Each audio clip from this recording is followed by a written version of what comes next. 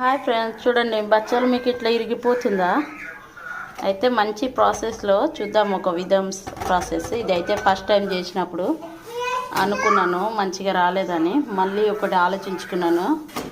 మా అత్తమ్మ నేర్పించింది అది. ఇప్పుడైతే చూడండి ఎంత మంచిగా వచ్చింది. అది ఆ పెద్దోళ్ళు చెప్పింది కంపల్సరీ ఒక్కొక్క దానికి మంచిగా అనుకోవాలి. ఇప్పుడు చూడండి ఈ బచ్చలు ఎంత బాగుందో.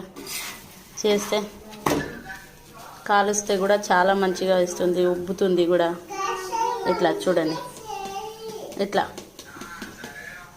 చూసిరా ఎంత మంచిగా వస్తుందో. చేసే విధానం చూద్దాం రండి. మంచిగా ఎట్లా చేయాలో, ఇరగకుండా దాని లోపల నుంచి ఇట్లా రాకుండా పప్పులు మంచిగా చేద్దాం రండి. ఇంత హుండ తీసుకోవాలి, దీన్ని మంచిగా చేసుకోవాలి. ఇట్లా రౌండ్గా చేసుకోవాలి. ఇట్లా పూర్ణం నింపుకోవాలి. ఎంత పలసగున్న పూర్ణం అయినా సరే మంచిగా వస్తుంది. చూడండి బచ్చలు ఇది పలసగానే ఉంది, ఇట్లా అంటే ఇట్లా వెళ్ళిపోతుంది. చూడండి ఎంత మంచిగా వస్తుంది అంటే చూడండి. దీని మీద చేసి చూపెడతా. కొద్దిగా అద్దుకోవాలి, దీని మీద పెట్టుకోవాలి. చూడండి ఇప్పుడు నేను చేస్తున్నా.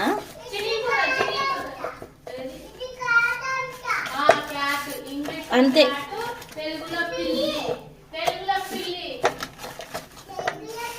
కవర్నే తిప్పాలి, ఏం తిప్పదు. కవర్ని తిప్పితే చాలా మంచిగా అవుతుంది.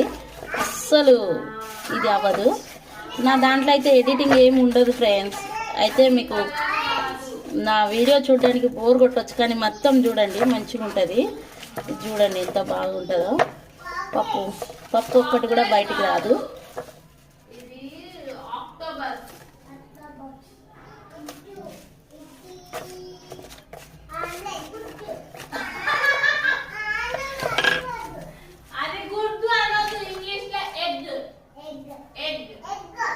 చూడండి ఎంత రౌండ్గా వచ్చింది, మంచిగా వచ్చింది. ఇక్కడ కొంచెం ఒత్తిగా గట్టిగా మనం బెల్లంతో అంటే అట్లా వచ్చేసింది.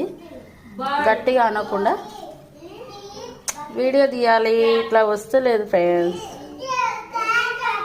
కొద్దిగా ఆయిల్ వేసిన, ఇష్టమని పోలేలు బచ్చలు అంటారు కదా, దీన్ని బచ్చలు కూడా అనొచ్చు, పోలేలు అనొచ్చు. నేనైతే బచ్చలే అంటాం మేము, పోలేలు కూడా అంటాము.